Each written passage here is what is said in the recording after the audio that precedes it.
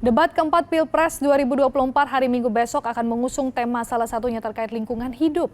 Masing-masing tim paslon mengklaim akan memperhatikan isu tersebut. Paslon Amin misalnya yang menilai kebijakan yang sekarang justru menimbulkan masalah lingkungan. Sementara kubu Prabowo berkomitmen melanjutkan program food estate hingga poros Ganjar yang mewaspadai adanya deviasi di tengah pelaksanaan program. Berikut kita simak cuplikan pernyataannya dalam program Liputan 6 Talks kolaborasi SCTV dengan WWF.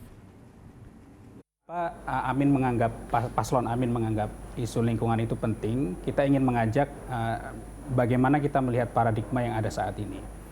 Ada 3 yang akan saya sampaikan, 2 berkaitan dengan kebijakan, 1 dengan penegakan hukum. Kebijakan kami rasa dari hasil penilaian dari paslon Amin menilai yang pertama, kebijakan yang ada saat ini itu justru tidak menyelesaikan masalah lingkungan, tapi justru menghadirkan masalah lingkungan yang baru. Misalnya apa tuh Bang Mil? Food estate misalnya. Oke. Terus dari situ kita ingin melihat bahwa perlu adanya perubahan dari kebijakan yang tidak menyelesaikan masalah, yang berorientasi menyelesaikan masalah. Kemudian yang kedua, yang dengan kebijakan itu adalah kebijakan yang bertolak belakang dengan paradigma lingkungan. Contohnya misalkan ekspor pasir laut yang udah kembali dibuka setelah 20 tahun kerannya ditutup. Kemudian catatan kami juga ada pengerusakan hutan yang bertajuk mengatasnamakan Proyek Strategis Nasional (PSN). Itu yang bermasalah dengan kebijakan. Kemudian yang ketiga, kita melihat bahwa penegakan hukum terhadap overeksploitasi sumber daya yang lemah. Contohnya adalah yang kami ambil bagaimana illegal fishing saat ini seakan-akan mendapatkan kembali jalannya. Nggak ada lagi penenggelaman kapal dan lain sebagainya. Itu yang beberapa hal yang kami ambil. Kemudian dari paradigma itu, kami mencoba menawarkan 3 solusi sebelum kita masuk ke visi misi ya, karena pembahasannya sangat detail dan teknis. Yang pertama kita ingin menghadirkan solusi yaitu komitmen kebijakan yang berpihak pada lingkungan. Kemudian yang kedua, kita berusaha untuk menindak tegas para pengerusak lingkungan. Dan yang terakhir kita mengevaluasi ulang semua kebijakan yang merusak lingkungan seperti contoh tadi food estate. Dan dari situ kita melihat bahwa ada kebijakan yang berpihak, penegakan hukum yang tegas dan juga lingkungannya lestari. Jadi yang pertama kalau kita bicara food estate, kata kuncinya di sini adalah lumbung pangan. Karena seringkali kalau dibilang food estate itu seolah-olah itu kayak proyek, padahal kita bicara lumbung pangan bangsa ini. Yang dimana pada tahun 2045 akan ada 324 juta jiwa di Indonesia.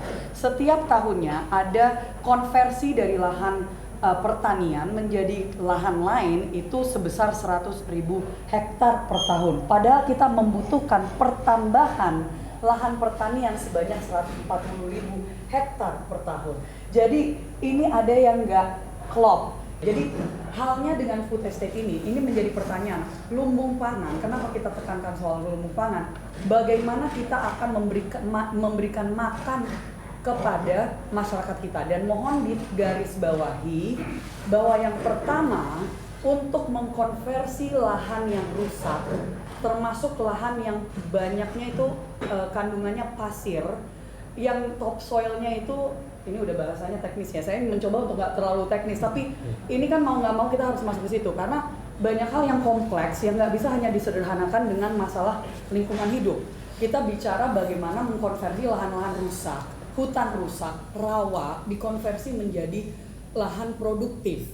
Jadi bukan berarti kita mengambil lahan yang tidak, yang produktif, yang bagus gitu. Kita nggak ngambil dari rainforest, kita nggak ngambil dari hutan lindung, kita ngambilnya dari hutan rusak, dari rawa yang mungkin itu bisa ada produktivitasnya. Artinya apa? Menjaga ekosistem sebenarnya. Jadi sungguh kagum saya melihat kepedulian generasi muda kita ya, untuk ke sana.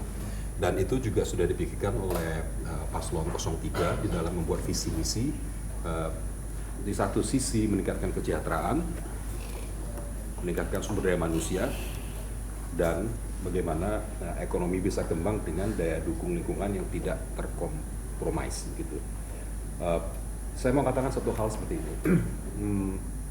Ketika siapapun pemerintah, kementerian dan seterusnya itu membuat program dengan perencanaan yang sebaik mungkin, ketika dijalankan itu seringkali ya, kita temui, saya juga ngalamin sendiri begitu dengan berbagai pengalaman kerja, ada deviasi perubahan yang tadinya tidak kita pikirkan gitu.